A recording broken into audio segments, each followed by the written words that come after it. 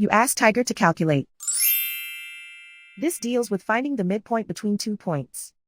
The midpoint between the 2 points is -31.5, -26.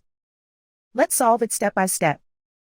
Plot the 2 points and calculate the midpoint using the formula.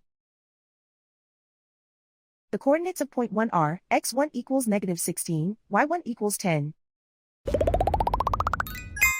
The coordinates of point 2 are, x2 equals -47, y2 equals -62.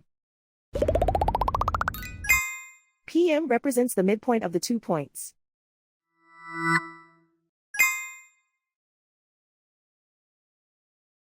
Use the x values in the midpoint formula to find the midpoints x. x1 equals -16.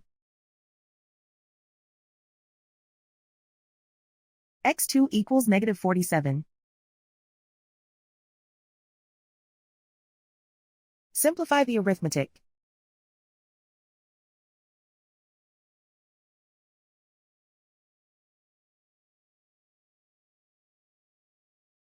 Use the y values in the midpoint formula to find the midpoints y.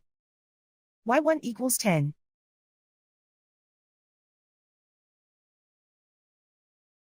y2 equals -62. Simplify the arithmetic.